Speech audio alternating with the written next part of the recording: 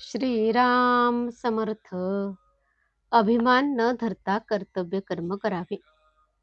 मला कळत नाही असे वाटणे ही परमार्थाची पहिली पायरी आहे.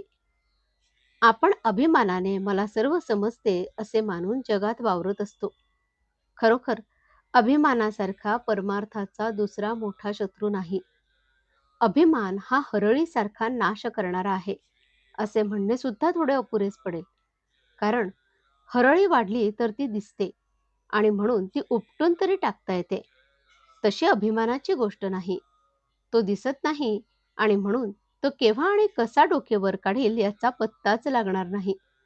चित्तशुद्धीच्या मार्गात मोठी धूण कोणती असेल तर ती अभिमानाची आहे आणि स्वतःच्या कर्तबगारीने आपण त्याच्या तावडीतून सुटू असे म्हणणेही वेडेपणाचे होईल. त्याच्या कचाट्यातून सुटण्याचा मार्ग म्हणजे सद्गुरूला अनन्य भावे शरण जाऊन अभिमानाच्या तावडीतून सोडवण्याबद्दल त्याची सतत प्रार्थना करणे हाच होय. चित्तशुद्धी झाली की शेताची मशागत पुरे झाली असे म्हणायला हरकत नाही. पुढे प्रश्न बी उत्तम असणे जरूर आहे. उत्तम बी कोणते हे कदाचित आपल्याला समजणार नाही, परंतु फळ चांगले कोणते हे सहज समजते.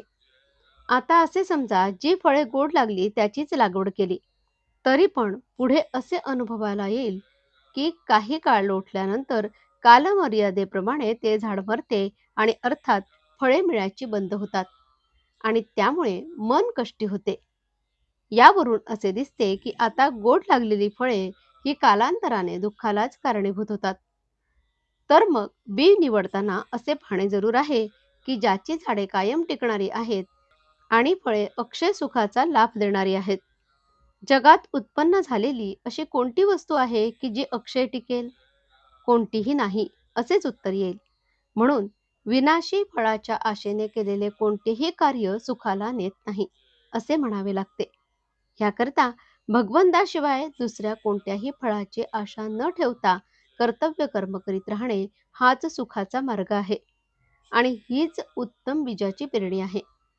भगवंताची मनोभावे प्रार्थना करावी की हे देवा, तुझी भक्ती तुझ्याशिवाय इतर कोणत्याही फळाच्या आशेने न होईल अशी कृपा कर. त्या दृष्टीने आपणही प्रयत्न करणे जरूर आहे. ज्याप्रमाणे किडके आणि चांगले एकत्र झालेले धान्य आपण सुपात घालून पाखडतो आणि किडके धान्य बाहेर उडवून लावून मागे उत्तम धान्य शिल्लक ठेवतो, त्याप्रमाणे भगवंताची भक्ती करता करता भगवत प्राप्तीशिवाय इतर होणाऱ्या इच्छा काढून टाकण्याचा क्रम ठेवावा.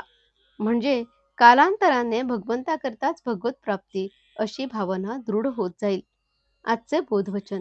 खरे सुख हे कायम टिकणारे पाहिजे. जानकी जीवन स्मरण. जय जय राम. श्रीराम समर्थ.